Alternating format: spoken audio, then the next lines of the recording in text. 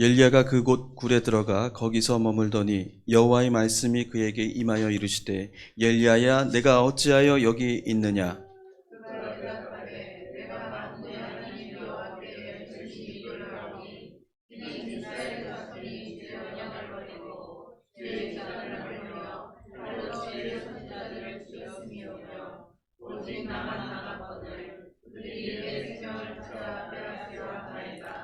여호와께서 이르시되 너는 나가서 여호와 앞에서 산에 서라 하시더니 여호와께서 지나가시는데 여호와 앞에 크고 강한 바람이 산을 가르고 바위를 부수나 바람 가운데에 여호와께서 계시지 아니하며 바람 후에 지진이 있으나 지진 가운데서도 여호와께서 계시지 아니하며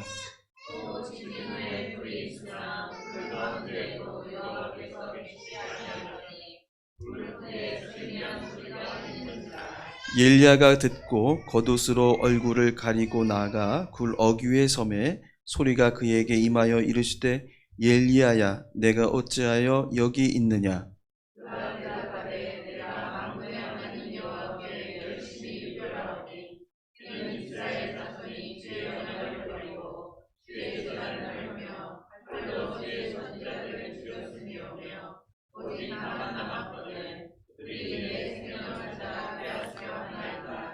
여호와께서 그에게 이르시되 너는 내 길을 돌이켜 광야를 통하여 다메섹에 가서 이르거든 하사엘에게 기름을 부어 아람의 왕이 되게 하고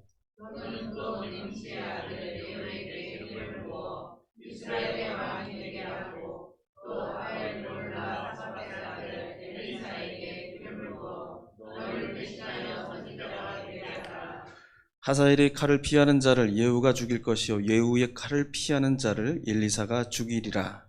그러나 내가 이스라엘 가운데 7,000명을 남기리니 다 바알 앞에 무릎 꿇지 아니하고 다 바알에게 입맞추지 아니한 자니라. 아멘. 인사 나누시겠습니다. 주님의 평화를 빕니다.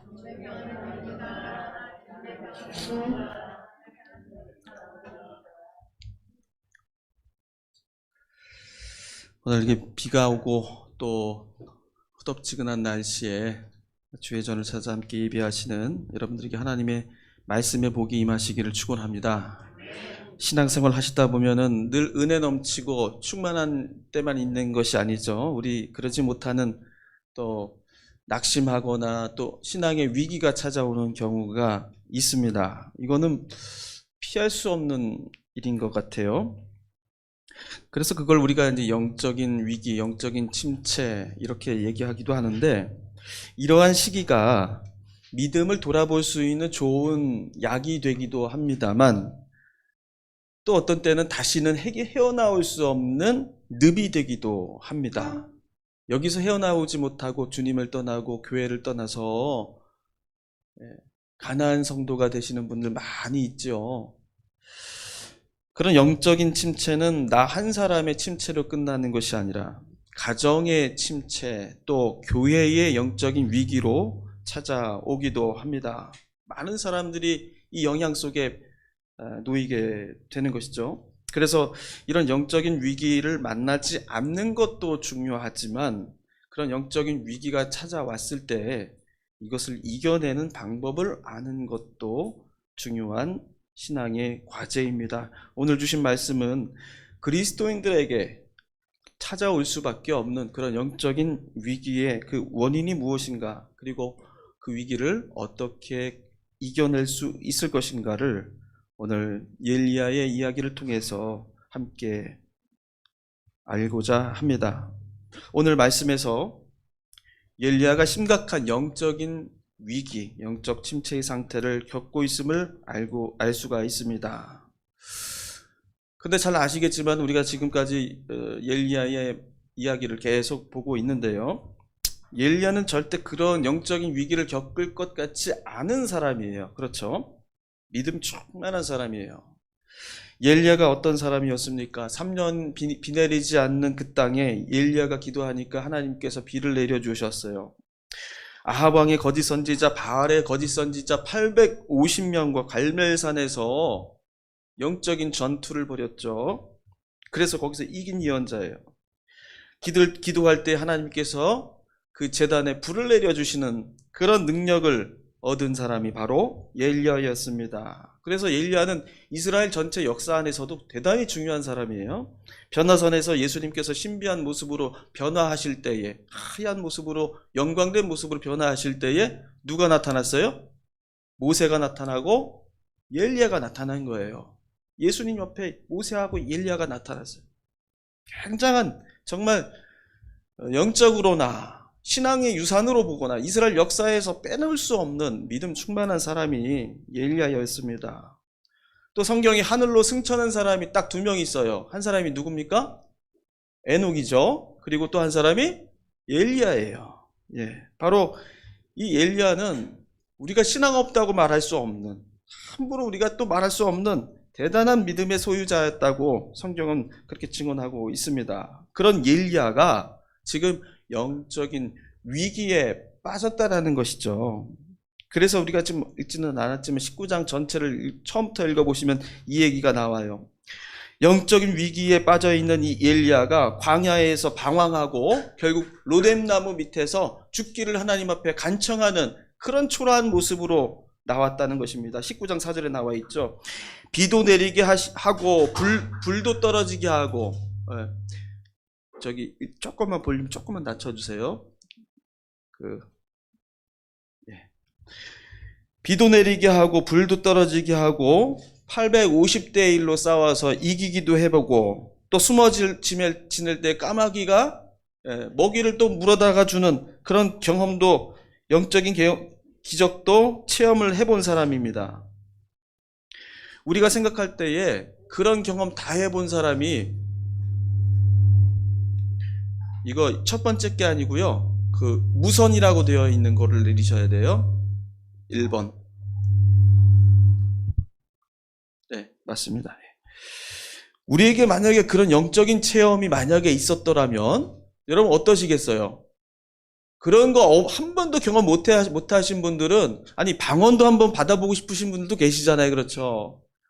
무슨 환상가 계시 보고 싶으신 분도 있고, 그런 거 한 번만 경험해보면 내가 믿음 생활 정말 잘할 수 있을 텐데, 그런 생각이 들곤 합니다. 그런데 이 엘리야는요, 무려 그 짧은 시간 동안에 하나님의 기적을 무수하게 경험한 사람이에요. 그런 사람이 뭐가 부족하고 아쉬워서 그런 영적인 침체가 찾아오고 위기가 찾아왔느냐? 우리는 그렇게 배부른 소리라고 말할 수도 있을 것입니다.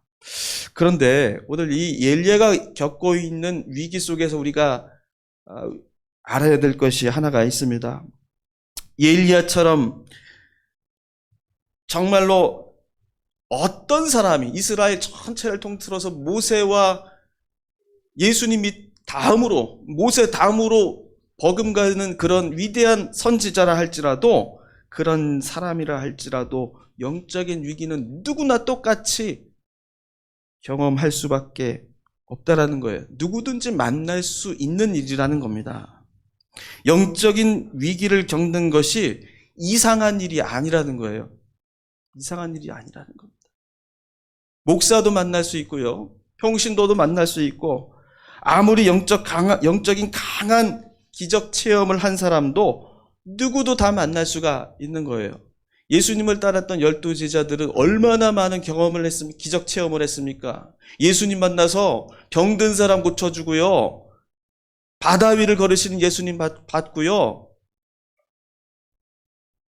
5,000명을 먹이신 기적을 봤고요. 얼마나 많은 기적을 봤습니까? 그런데 예수님을 따랐어요? 끝까지 그들이 예수님을 지켜드렸습니까? 예수님을 떠나서 그들도 역시 영적인 위기에 빠지는 자들이 되었다라는 것이죠. 그래서 중요한 것은 우리는 영적인 위기를 맞이하고 그 위기를 왜 만나게 되었는지, 만날 때 왜 그것을 만나게 되었는지를 알지 못한다면 어떻게 그 위기를 이겨내는지도 모른다라는 것입니다. 어떻게 이겨내는지 모르는 게 더 큰 문제라는 거예요. 왜 엘리야는 영적인 위기를 만났습니까? 오늘 말씀에서 그가 영적인 위기를 만날 수밖에 없었던 중요한 이유가 있었다고 말하고 있습니다. 9절 말씀에 엘리야는 하나님께서 이렇게 물어보시죠. 어찌하여 내가 호렙산 굴 속에 있느냐라고 묻습니다. 10절 말씀에서 엘리야가 대답하죠. 내가 만군의 하나님께 열심히 유별하오니, 이렇게 얘기하고 있어요. 하나님께 열심히 유별하오니라, 이 말은요, 내가 하나님만 충성하여서 섬겼으나 라는 말이에요. 내가 하나님만 충성하여 열심히 섬겼으나, 자, 이 말은 거짓말이 아니죠. 진실입니다. 엘리야는 목숨이 위태로운 어떤 순간에도 하나님이 시키는 대로 따랐고 죽을 각오로 열심을 다해서 하나님을 섬겼던 사람이 맞습니다. 그런데 뭐가 지금 문제예요? 엘리야가 이어서 대답하잖아요. 이스라엘 자손이 주의 언약을 버리고 주의 제단을 헐며 칼로 주의 선지자들을 죽였음이요 오직 나만 남았거늘 그들이 내 생명을 찾아 빼앗으려 하나이다. 자, 하나님 말씀대로 열심히 충성하라는 대로 충성하고 가란 대로 갖고 섬겼는데 지금 자기 처지가 어때요? 정작 자기 주위에는 아무도 없는 것입니다. 자기를 지켜주는 사람이 없어요. 다 자신을 배반하는 사람들밖에 남지 않았어요. 불도 떨어지게 하시고 비도 오게 하시고 그런 하나님을 다 보여줬는데도 이스라엘 백성들은 아직도 우상을 버리지 못하고 자신을 따라주지 않는다는 것입니다. 하나님께 충성하고 열심히 믿었으면은 주위에 사람들이 많아지고 교인들도 많아지고 부흥하는 모습들이 보여져야 되는 것이 아니겠습니까? 그런데 그렇게 보여줬는데도 큰 변화가 없이 오히려 상황이 악화될 때에 이제 혼자 남아서 자기의 목숨을 걱정해야 하는 그런 처지에 놓이게 되었을 때에 엘리야는 큰 낙심에 빠지고 비관 속에 잠기게 된 것입니다. 우리에게도 이런 일들이 너무 비일비재하게 일어납니다. 열심히 교회를 섬기고 정말로 열심히 했어요. 그런데 변화되는 게 안 보여요. 그렇게 열심히 했는데 이 정도 했으면 뭐가 나와야 되는데 보이지가 않는 것입니다. 하나님께 열심히 기도하고 하나님께 헌신하고 최선 다하여서 주를 섬기고 따랐는데도 상황이 더 악화될 때에 교회도 그렇고 가정도 그렇고 내 몸도 그렇고 여러분 그런 안 좋은 상황들이 계속 나에게 주어질 때에 여러분 어떻게 하시겠어요? 마음속에 낙심과 비관이 찾아올 수 있는 것입니다. 전도해보겠다고 열심히 전도 대상자를 정해가지고 매일 찾아가서 공도 드리고 맛있는 것도 사드리고 때로는 찾아가서 비유 맞춰가면서 얘기도 다 들어주고 정말 오랜 시간을 그렇게 전도 대상자를 위해서 공을 들였습니다. 그만큼 했으면 변화가 일어나고 교회도 나올 때가 됐고 그런 기미를 보여줘야 되는데 아무 변화가 찾지 않고 오히려 더 문을 닫아버리는 경우, 여러분들 그 전도 한번 해보시겠다고 하시면서 이런 경험들 한 번씩은 해보셨을 거예요. 그럴 때 이런 마음 찾아오잖아요. 전도가 무슨 소용이지. 내가 하는 일이 아니라 하나님이 하는 일이시라면 내가 굳이 이렇게 마음 다쳐가면서 고생할 필요가 있겠는가. 이런 마음도 찾아오는 것이 또 우리의 신앙에 일어나는 일들입니다.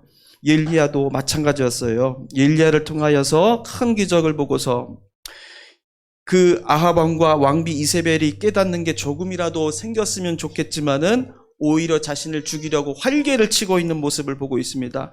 그보다 더 배신이 되고 낙심이 되는 것은 자기들이 믿었던 이스라엘 백성들이 자신을 배신하는 거예요. 이만큼 했으면 변화되는 게 있어야 하는데 상황은 악화되고 지금까지 해온 고생이 무슨 의미가 있었던가, 그렇게 무의미하게 느껴지는 괴로운 그 순간이 찾아오게 되는 것입니다. 여러분, 무엇이 문제일까요? 열심의 신앙이라는 것을 우리 한번 생각을 해봐야 돼요. 우리가 열심을 다해서 주님을 섬기겠다, 참 좋은 일이죠. 그런데 그 열심으로 여러분에게 찾아오는 순간 여러분은 그 열심을 중단하셔야 합니다. 그 열심이 하나님 앞에서 무언가를 내놓으라고 요구할 수 있는 권리가 되기 때문이에요. 나의 열심으로 이 정도는 주어져야 하는 결과가 마땅한 것인데 하나님 주시지 않으면 하나님 문제 있는 거 아닙니까? 뭔가 지금 하나님이 나에게 주실 것을 안 주고 있는 것이 아닙니까? 라고 내가 뭔가를 요구할 수 있게 된다는 거예요. 하나님 앞에 충성하지만 그것이 하나님 앞에 권리를 주장하는 것으로 될 때에 우리는 그 열심을 잠시 중단해야 되는 결단도 필요하다는 거예요. 목사도 마찬가지예요. 내가 이 목회 열심히 해서 교인들을 막 늘려보겠다. 그런 마음이 목사들에게 없을까요? 다 가지고 있는 거예요. 그런 마음을 가지게 될 때에 위기가 찾아오고 영적인 침체도 찾아오는 것입니다. 내가 하는 것이 아니고 하나님께서 주시는 것인데 우리 믿음에서 일어나는 모든 것들은 교회에서 이루어진 모든 것들은 하나님의 은혜로 되어지는 것인데 내가 그것을 얻으려고 하고 찾으려고 하고 내가 그것을 빼앗으려고 할 때 여러분 그것에 나에게 시련이 찾아오고 시험이 주어지게 되는 것입니다. 여러분 열심으로 하는 믿음으로 살아왔던 그래서 이 정도면 되겠지 그리고 이 정도면 나에게 이런 결과가 주어져야겠지라고 생각했던 엘리야에게 그러한 시련이 찾아왔어요. 그런데 이 엘리야는 더 큰 문제가 있었습니다. 뭐냐면 그런 시련이 찾아왔을 때에 자기의 신앙의 문제를 돌아보고 하나님에게로 다시금 돌아갈 수 있는 자신의 길을 찾아 나갔어야 되는데 어떻게 했어요? 도망가 버리고 말았습니다. 그 신앙의 위기로부터 벗어나려고 했어요. 그래서 어디로 도망갔습니까? 호렙산으로 가게 된 거예요. 호렙산은 바로 신의 산입니다. 모세가 하나님의 돌로 새겨진 계명을 받았던 그 신령한 산이 호렙산이죠. 왜 그러면 글로 도망갔을까요? 신령한 산이기 때문에 거기에는 아무도 접근을 안 했어요. 하나님이 계시는 거룩한 하나님이 십계명을 모세에게 주셨잖아요. 그렇죠? 그러니까 거기에는 함부로 아무도 근접할 수 없는 산이라고 사람들이 생각을 했습니다. 그러니까 거기로 도망가면은 자기는 그래도 목숨은 건질 수 있겠지라고 생각해서 거기로 도망갔어요. 그런데 그가 이제 거기로 도망간 것은 안전 때문만은 아니었습니다. 진짜 이유가 있는데요. 왜 그랬냐면 그곳에 가면은 모세가 하나님을 만났을 때 받았던 큰 권위를 자신도 거기서 한번 볼 수 있지 않겠는가라는 기대가 있었던 거예요. 나 같은 사람에게 큰 신비한 능력을 보여주신 분이라면 모세가 돌판을 받았을 때처럼 초자연적이고 기적적인 방식으로 나의 이 모든 위기와 문제를 다 이겨낼 수 있도록 주님께서 해주시지 않겠느냐라는 기대가 있었던 것입니다. 모세에게 어떤 일들이 벌어졌습니까? 십계명을 주실 때 바람이 불고요. 지진이 일어났고요. 큰 불이 일어났어요. 그래서 이런 초자연적인 현상들이 확 불어나면서 그 속에서 하나님께서 등장하시고 모세에게 이스라엘이 평생 살아갈 율법을 거기서 내려주셨다는 것입니다. 그것으로 이스라엘 백성을 완전히 압도하는 지도력을 가지게 되었어요. 그리고 내려와 보니까 아론 중심으로 해서 송아지를 섬기고 있네? 그래서 그 돌판으로 그 백성들에게 그 돌판으로 아론의 우상을 깨부시고 이스라엘 백성들에게 큰 깨우침을 주셨던 그런 역사들을 이 엘리야는 기억하고 있었던 것입니다. 모세가 그랬던 것처럼 하나님 배신하고 나를 배신하고 그렇게 떠난 이스라엘 백성들에게 나도 좀 모세와 같은 방식으로 헛줄을 한번 내줄 수 있는 그 능력을 하나님 한번 나에게 주시지 않겠는가. 그래서 내 속에 있는 그 분노와 서운함을 회원해 주시지 않겠는가. 그런 생각을 가지고 갔던 거예요. 하나님은 이 엘리야의 마음을 꿰뚫고 계셨습니다. 9절에 이렇게 물어보시죠. 엘리야야 내가 어찌하여 여기 있느냐. 네가 어떻게 해서 여기 먼 길을 왔느냐고 몰라서 묻는 말씀이 아니라 네가 무슨 마음으로 이곳에 나를 찾아왔느냐, 나에게 무엇을 구하고자 하느냐, 이것을 묻는 말입니다. 이걸 돌아보라는 거예요.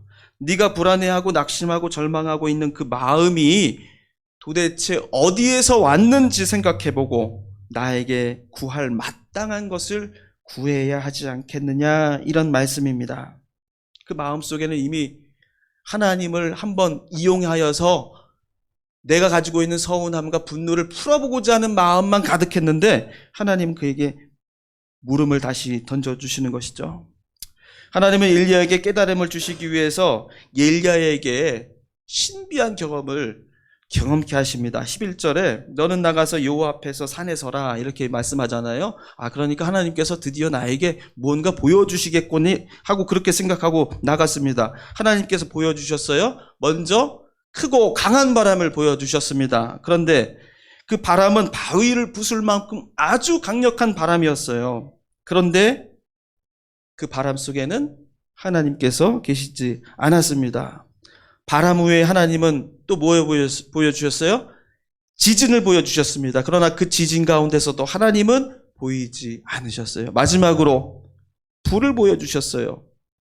그런데도 불에도 하나님은 계시지 않았다. 이렇게 기록하고 있습니다. 바람과 지진과 불, 이건 뭐냐면 하나님께서 임재하시는 초자연 현상의 현상들이에요. 모세가 하나님 만날 때 가시떨기나무가 활활 타는 불 속에서 하나님을 만났단 말이에요. 그렇죠? 모세가 십계명을 받았을 때에 바로 지진과 바람과 불 속에서 하나님을 만났습니다. 출애굽기 19장에 나와 있어요. 시내산의 연기가 자욱하니 여호와께서 불 가운데서 거기 강림하시라. 거기가 그 연기가 온기가마 연기같이 떠오르고 온 산이 크게 진동하였다. 이렇게 기록하고 있습니다. 하나님이 엘리야에게 보여주신 것은 바로 뭐냐면 하나님께서 모세에게 보여주셨던 그 장면하고 똑같은 초자연 현상, 놀라운 기적과 같은 현상들을 그때 똑같이 보여주신 것입니다. 그런데 뭐가 달라요?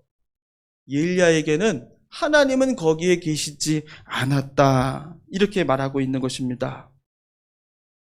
자신의 절망과 배신감, 이 모든 것들을 만회하기 위해서 모세가 만났던 그 하나님, 이스라엘 백성들이 벌벌 떨면서 두려워하였던 그 하나님의 능력을 자신도 갖고 싶어서 그것을 하나님 앞에 구했는데요.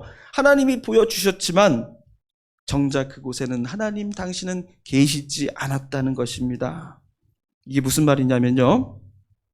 엘리야가 만난 이 곤경과 절망은 더 크고 놀라운 기적과 능력이 있어야만 해결되는 문제가 아니라는 것이에요. 더 큰 기적으로 이세벨을 놀라게 하고 백성들을 두렵게 만들어서 해결할 수 있는 문제가 아니라는 것입니다.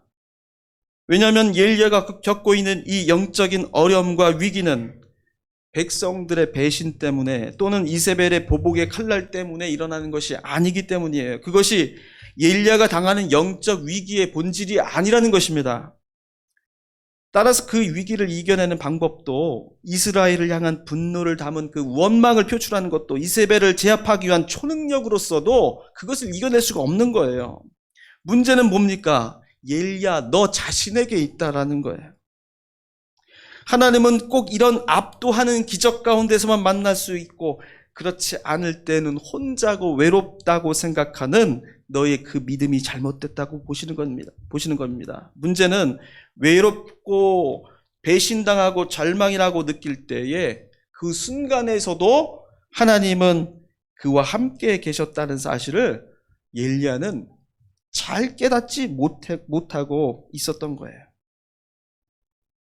하나님 지금까지 네 곁에 계셨는데 그 하나님의 음성을 듣지 못하는 너의 다친 마음과 너의 다친 귀가 문제인 것을 너는 왜 깨닫지 못하느냐고 말씀하시는 것입니다. 그래서 12절에 보시면 바람과 지진과 불이 지나간 후에 세미한 소리가 들렸다고 말씀합니다. 이제서야 엘리야는 하나님이 나에게 무엇을 깨닫게 하시려는지 알았어요. 남을 원망하고 주어진 환경을 탓하던 자신을 돌아보게 됩니다.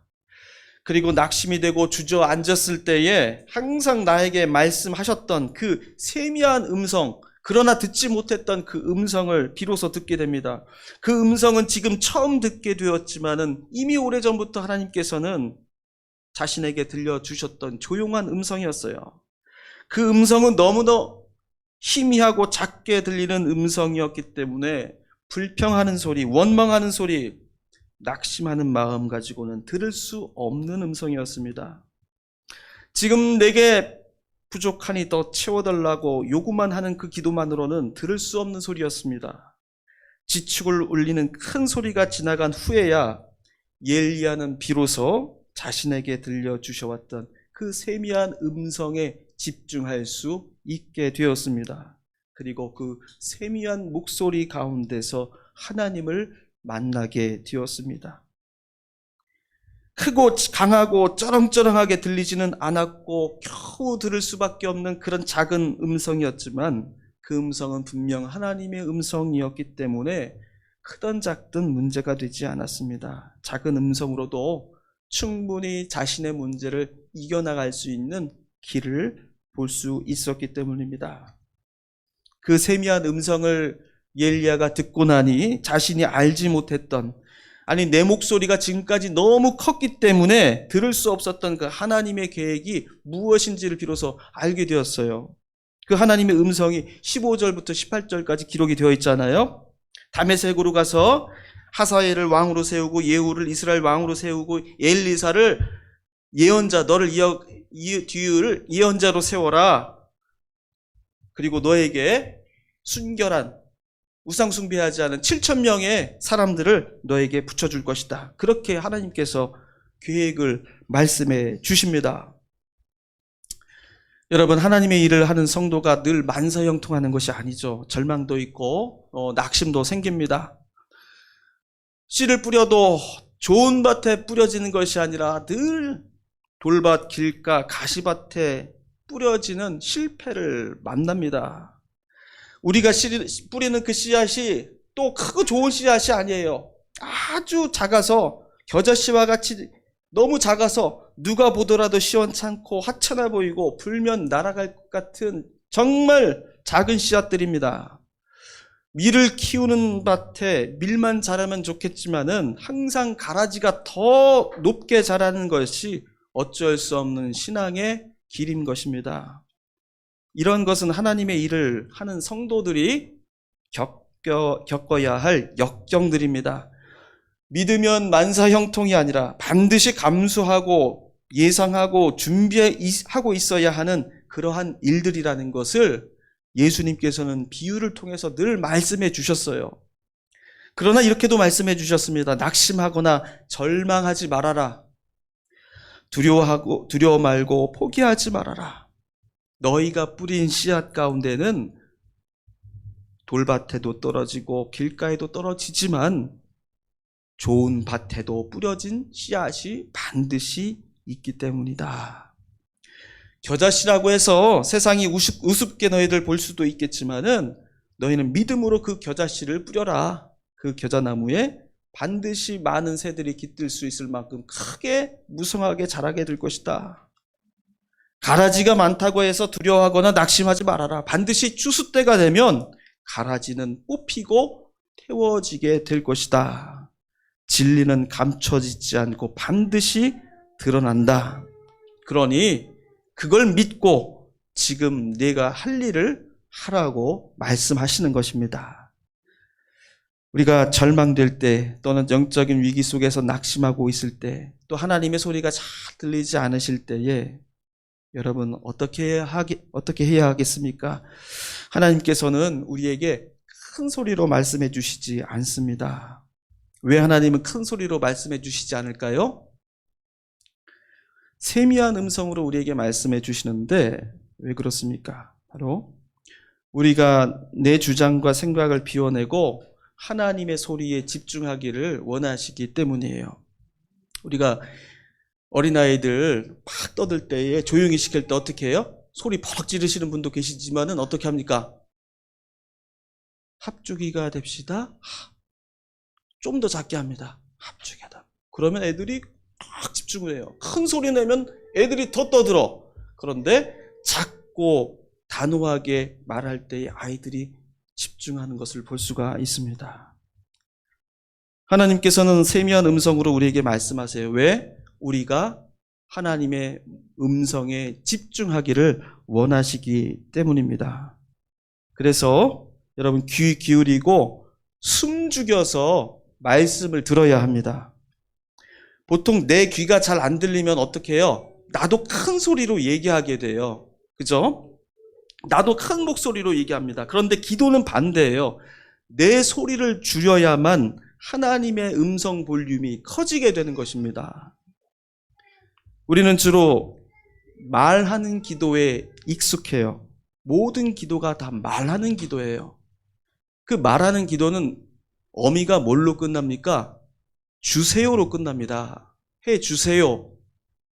그러나 엘리야처럼 구하는 기도 후에는 세미한 하나님의 음성을 듣는 기도가 필요한 거예요.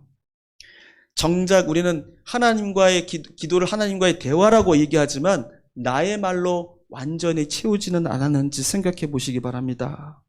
정작 내가 하고 싶은 말만 전달하고 답을 듣지 않는 기도는 아니었는지 생각해 보세요. 우리가 말하는 기도 후에는 반드시 듣는 기도가 필요한 거예요. 그 듣는 기도 다음엔 뭐 해야 돼요? 결단의 기도를 하셔야 되는 것입니다. 하겠습니다. 이렇게 제가 하겠습니다라는 결단의 기도를 드려야 하는 것이에요. 그래야지 하나님과의 완전한 대화가 되는 것입니다. 내 목소리를 죽이고 잠잠하되 하나님의 세미한 그 음성을 들으실 때에 하나님 앞에 지체 없이 나아가 결단을 드리실 수 있게 되기를 바랍니다. 그렇게 되었을 때에 우리에게 찾아오는 어떠한 역경과 위기와 어려움도 엘리야처럼 또 하나님께서 크게 그를 통하여 구원의 역사를 보여주신 것처럼 여러분들의 가정과 교회를 통해서 그 역사가 일어나게 되실 줄로 믿습니다. 기도하겠습니다. 하나님의 세미한 음성을 듣기를 원합니다. 우리의 마음에 모든 생각들과 나의 주장만을 주님 앞에 내려놓지 않고 주의 음성을 들을 수 있는 기도가 되게 하여 주옵소서. 그 기도를 통하여 주님 앞에 귀한 결단을 드리는 우리 모두가 되게 하여 주옵소서. 예수님의 이름으로 기도합니다. 아멘.